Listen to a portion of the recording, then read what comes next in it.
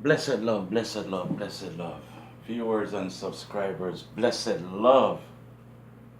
Let me first give thanks and praise unto the Father, His Majesty, the King, for His guidance and protection, His grace and mercy, and to know that without Him nothing is possible, but all things are possible with and through Him. So I continue to give Him praise and glorify Him each and every blessed day, thanking Him for His everlasting love and for covering my children, their children, family and friends, and all loved ones. Welcome to How Can I Help Speak on this channel, and this is Murphy. Good night to each and every one, to my Murphetians and Murfettes, and to all the peace-loving man them out there. Blessed love. Now tonight, I am in another good mood.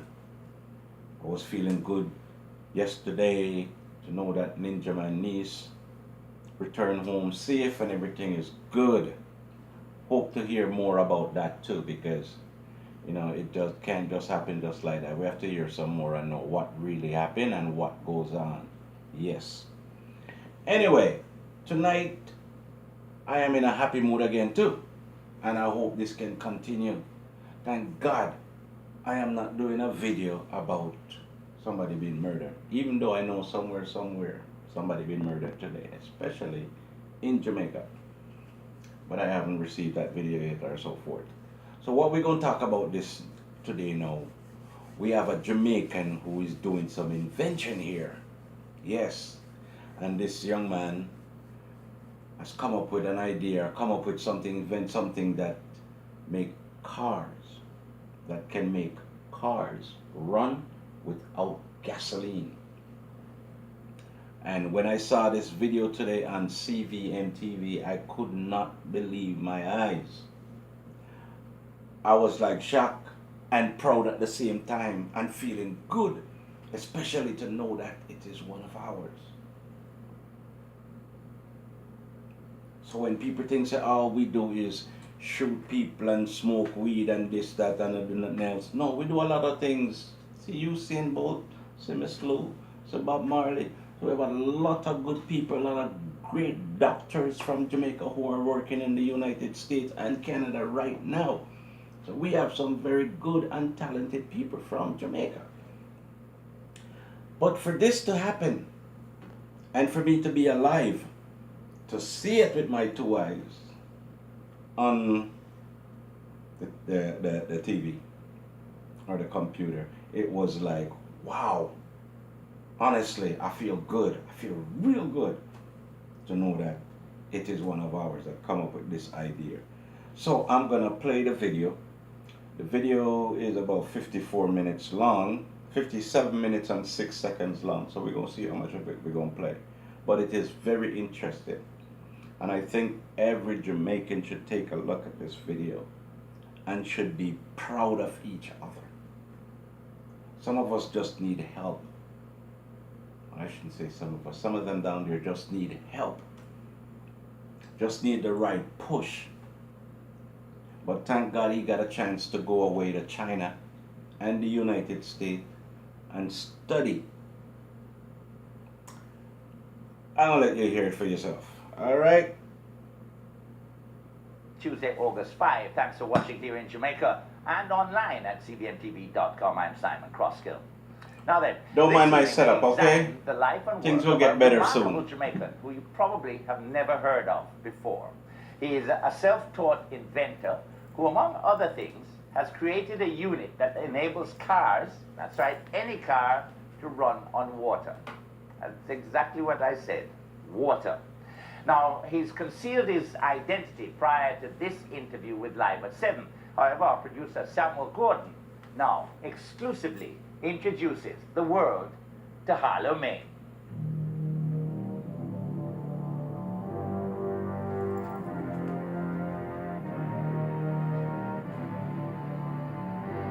You would probably have seen him in the street and walked straight past him. Well, probably you might have noticed his height, but not much more. He pretty much resembles your average Jamaican.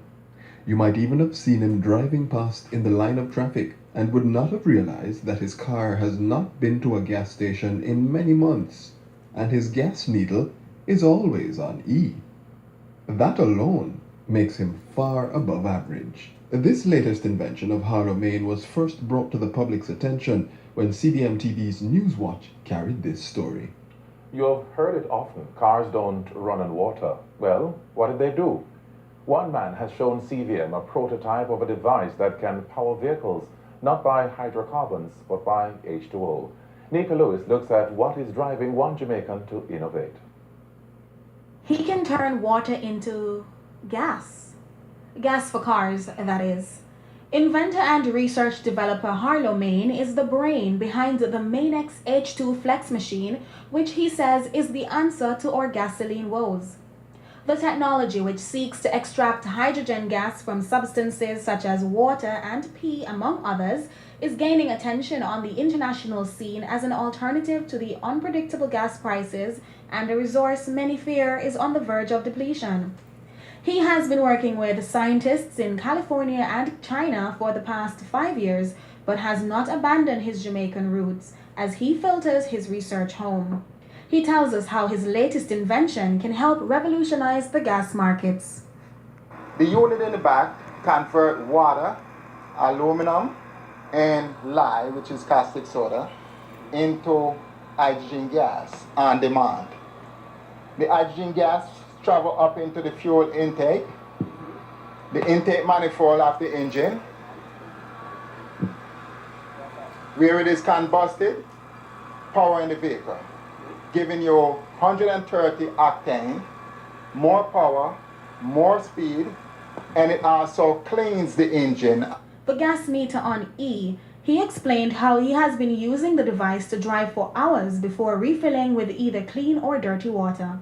So what prompted this mystery man to work for 5 years on this project? We had to find out more about the enigma that is Harlow, Maine. Not only how we wanted to know, but also why did he get started in the first place?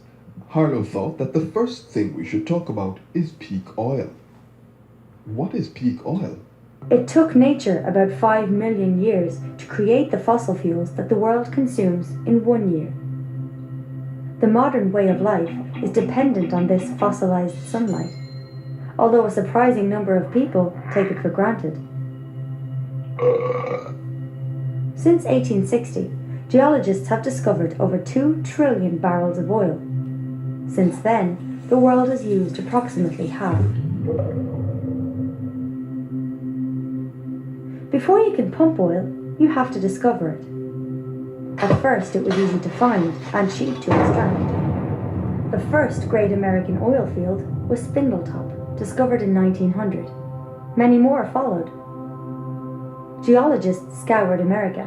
They found enormous deposits of oil, natural gas, and coal. America produced more oil than any other country, enabling it to become an industrial superpower. Once an oil well starts producing oil, it's only a matter of time before it enters a decline. Individual wells have different production rates. When many wells are averaged together, the combined graph looks like a bell curve. Typically, it takes 40 years after the peak of discovery for a country to reach its peak of production, after which it enters a permanent fall. In the 1950s, Shell geophysicist M. King Hubbard predicted that America's oil production would peak in 1970, 40 years after the peak of US oil discovery. Few believed him. However, in 1970, American oil production peaked and entered a permanent decline. So if your demand goes to 110 million barrels of oil, you're not going to find the supply because the supply peaked. Then after the peak, then there's a decline. The recession that impacted the United States economy and by extension the world in recent years was blamed on the real estate market. But that doesn't make much sense to Harlow, Maine. He believes peak oil to be the real reason. They did not blame it on oil, but oil was the sole factor for that recession. It was more than a recession, it was actually a depression. It was the worst since the Great Depression of the 1930s. And that was caused solely by peak oil. It was about $80 a barrel. and it went up to $150 a barrel. And at that point, the gas price went up in the United States to about $3 a gallon, from around 180 something dollars a gallon. And the food price went up as well, because whenever there's gas price spike, there's also food price spike, because you have tractor trailers and ships that need to transport food to your supermarket. They need oil and gas, right? The ship need bunker fuel, tractor trailer need diesel, and your vehicle to bring you to the supermarket or the taxi, they need gasoline. Those came from oil. Without oil, that's not possible. He explained to us what research led him to the invention he has created today. In my research, I noticed 60% of the oil we use, or energy we use from oil, goes into transportation.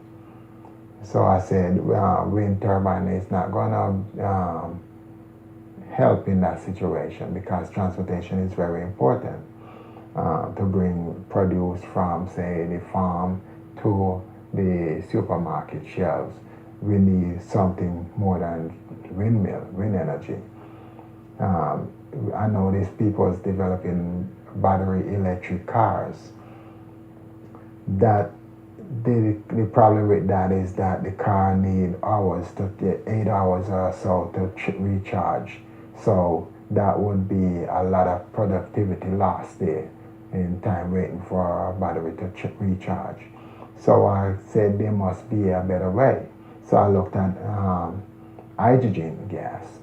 I went back into a research that I was looking into, and I saw that they have fuel cell, but fuel cell is very, very expensive, because it uses expensive materials such as gold and platinum, to make the fuel cell, and it's not long lasting. So I try to see if I can come up with a better technology for the transportation industry. And that process continued. That led me to come up with a system that uses electrolysis. That means you put electrode in water, 2 electrode in any water, connected to a power source, and you will get hydrogen gas to power your vehicle.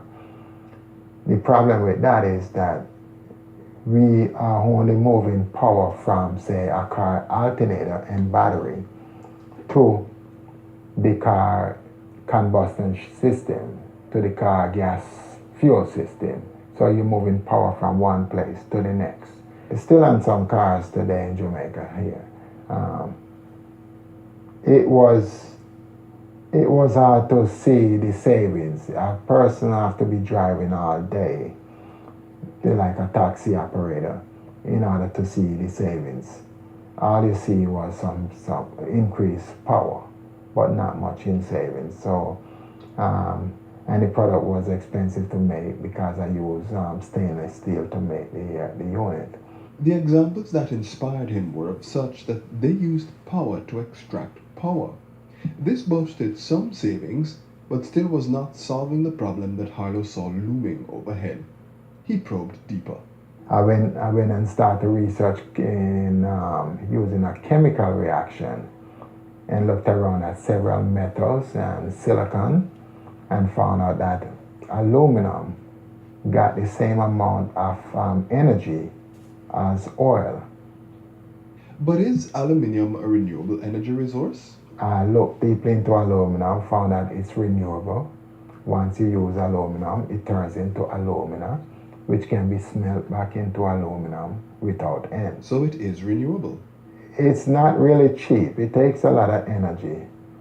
However, the aluminum that we use today are mostly smelted at near a dam. When smelting aluminum, we use renewable energy sources. Well, not me per se, but that's what is used today, and has been used for over some 50 years.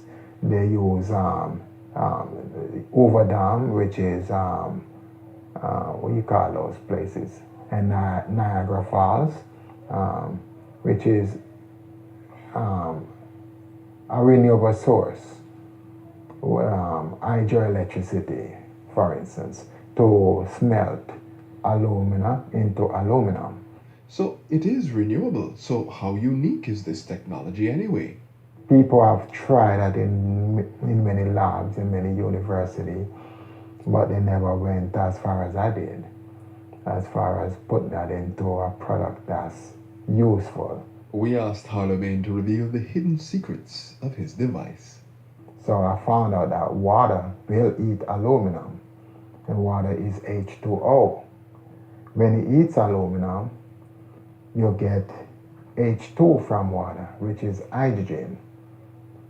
The O is kept back, which is oxygen. That's kept back into the aluminum, or the alumina as it's melted. Once I know that, I combine water, use some kind of electrolyte, which I call lye or caustic soda, put in the water to remove the shiny protective coating on the aluminum itself. Once the protective coating has been removed, what we got is the water eating the aluminum, creating huge amount of hydrogen gas, and that comes out at high pressure, about 250 psi. BMW are currently using this technology in one of their latest series of hybrid vehicles. However, there are a handful of gas stations in the United States and Europe that may supply cars with hydrogen gas, which is what is produced by topping up with water. But Harlemagne has made a product as opposed to a car. This product can be placed in any car and enable it to run on water. So how long does it take to install? It can be installed within 10 minutes. Simple as just put it in your intake manifold or connect it with a T connector to your fuel line, and you're done. Talk of new technology is always exciting, but just how safe is this product? If you put aluminum, caustic soda or lye, and water together into a closed container, you will have some kind of pressure build up. And without nothing to stop that pressure, it's going to continue build and build until the unit breaks apart or even exploded. The explosion that I noticed did not amount to anything quite dangerous. It can be. Any explosion can be dangerous. I do watch these explosions before, and it wasn't dangerous to me. Not that it's not dangerous. The explosion usually never result in any fire because it's water. And what of its approval on the international market? Yes, Live at 7 asked all the questions you're thinking of. Well, we currently dealing with the Scientific Research Council as far as working with them to see how we can get this product up to the level of international safety. So we're gonna have to give them one unit for testing. Right. Yes, that should happen soon. We also will be sending one of the product to the consumer electronics company in Europe, and one also to the underwriters laboratory, which is UL, for approval. And we have spoken with them, and they like the technology and they're willing to approve it after they did their own safety tests. And the patent has been approved? The patent has recently been approved, yes. Right, so it's no longer patent pending, but patented. Okay, so now onto the big one. Just how much savings will this device actually yield? It's not free. And yes, it runs on water, but it also requires an aluminium cartridge which would have to be purchased. At what cost? We try to maintain the cost, a cost of around 850 US and not no more than that. For the unit. For its unit, right. The cartridge itself will keep the cartridge price of under $20 US, which is under $2,000. People also want to know the distance, the range that you can travel with this unit. And I will tell them it's based on the size of the vehicle and the weight of the vehicle, the size of the engine. So there's a lot of factor involved there. For instance, a 2,000-pound car, which is a small car, can travel 300 miles or 600 kilometers on a single tank with a single cartridge, a 2-pound cartridge, which is 1 kilogram. It could travel up to 300 miles on that. That's like going from Kingston to Montego Bay and back to Kingston again before you need to change a cartridge. And at under $2,000, I would say in the neighborhood of around $1,700 Jamaican. Just how is the product catching on in the street? People are very excited about the technology. They want it like yesterday. They run up to us and always ask us when it's going to be available, when it's going to be ready. And we usually tell them within a few months, and we'll let them know. So people are very excited about it, extremely excited.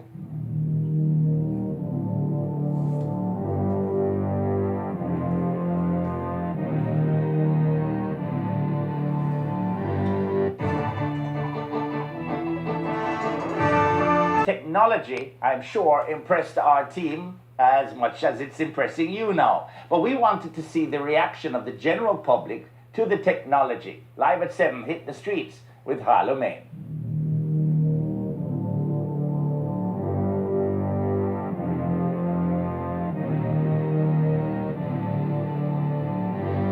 So we're headed on the road with Harlow, Maine. Our final destinations, though varied, will involve stops at the workshops and garages of persons who have been integral in the development process that led to the creation of the H2 Flex. But en route, we journeyed through Halfway Tree.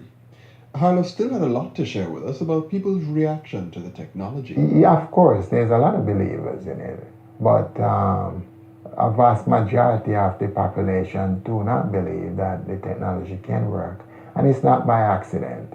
You know, they have people putting out this information about the technology, and they usually use 3 things to discourage people from using these kind of technology. They show off the space shuttle Challenger that exploded in the air. They use hydrogen gas, but that technology uses compressed hydrogen gas. We don't use compressed hydrogen gas. They also show the Hindenburg, which was a giant blimp back in the 1940s, I believe. Hydrogen is one of those things. People go, hydrogen, ooh, the Hindenburg, and they get all scared. Well, the Hindenburg did not blow up because of the hydrogen. The Hindenburg blew up because of the cellulose paint on the outside. But somehow these rumors persist. It caught fire and quickly burned, and a lot of people lost their lives. This technology, they use it to demonstrate the danger of using hydrogen gas. Research and study shows that hydrogen did not play a part in that fire. It was what was painted on the outside of that blimp. Harlow, Maine is not the first inventor to get the shaft. As a matter of fact, the world's greatest inventors have gotten the rawest of deals. Ever heard of Nikola Tesla? His strangest alleged invention was a worldwide free electricity system. With funding from J.P. Morgan, Tesla built a gigantic tower in Shoreham, New York, and named it Wardenclyffe. J.P. Morgan hoped the Wardenclyffe Tower could provide wireless communication across the world. However, Tesla had other plans.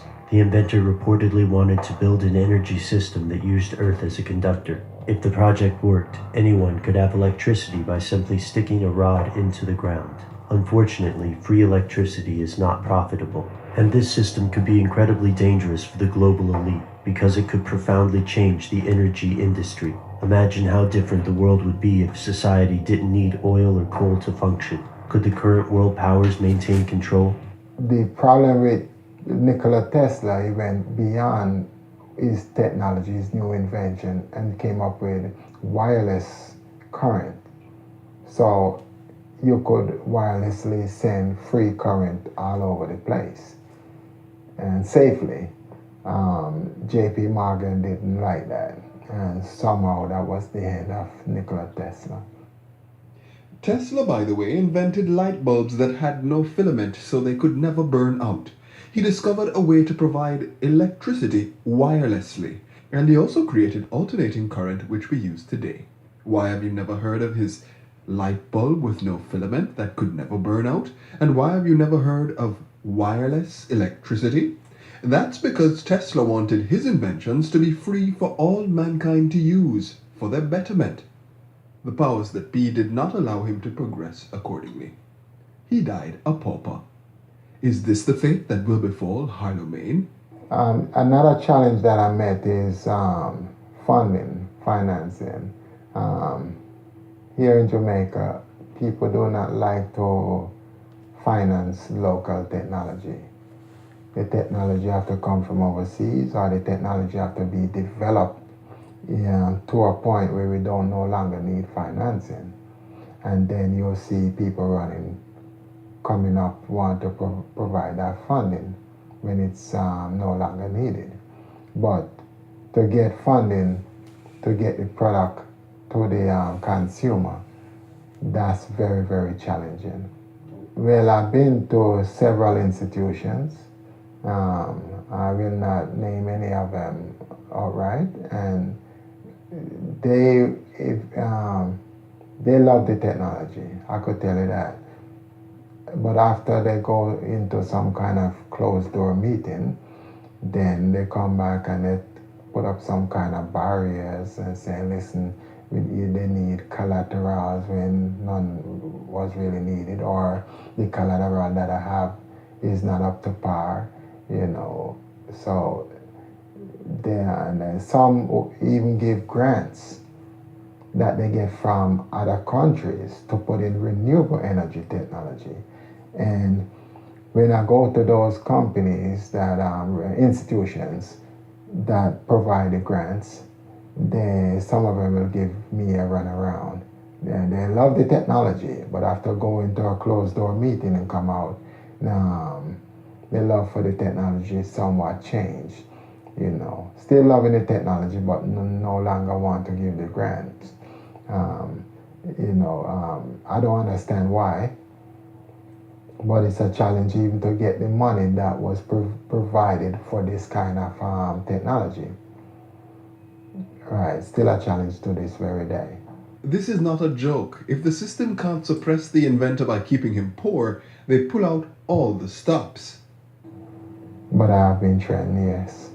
Well, the patent has been granted, and so there's no longer any reason to hide my identity, even though that might be foolish on my part, because the product is still not out there on the mass market, and to keep such a technology from the masses, usually they want to do anything possible to suppress it, including threats and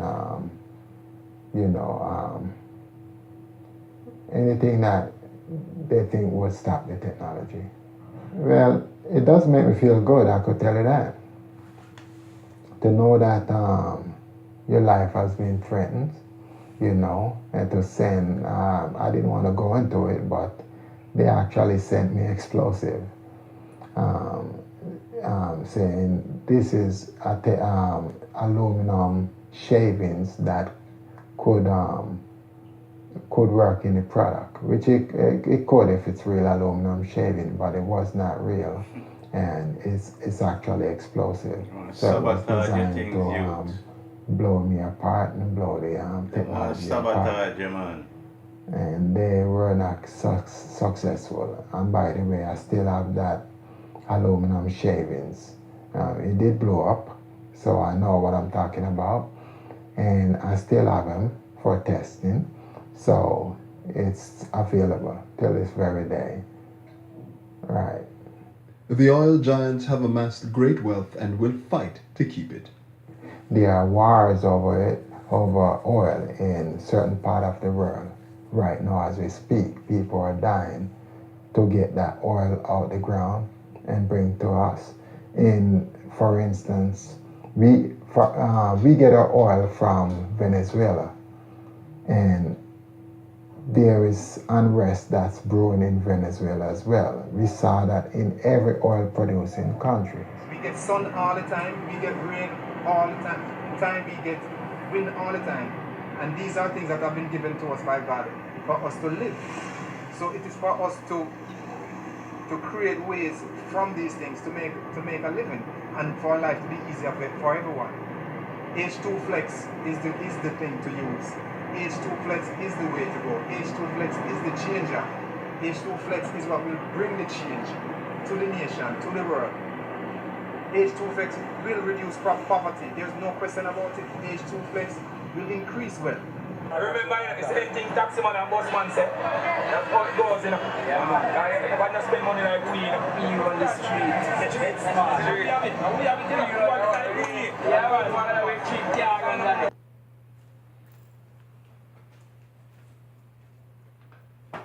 Okay, viewers and subscribers. So, as you hear me talk, I have a little list. So sometimes I thought it doesn't come out proper. Anyway, as you can see so far, I cut it right there and I make that part 1. I will be doing part 2 soon. But it just to show you, you hear what he said, the last part of what he just said just now? They sent him aluminum shavings, stuff to blow up himself and to blow up his invention. And this is how these people are going to work now. He said he went to places to get loan or to get people to, what you would call it, to, what's the word I'm looking for? Let's say co-sign it, or, you know, to put up the money to sponsor him to make him get it out there. And a lot of people are saying no. Why are they saying no? Because they're not the one that come up with this invention. This is just a little black man coming from a little island called Jamaica, which shouldn't be inventing something like that. I want to make all this money. You want to put the Shell, Esso, Texan, you want to put all of them out of business because that's what it is. That's what's going on. The man put him brains together to come up with something to do good, to cut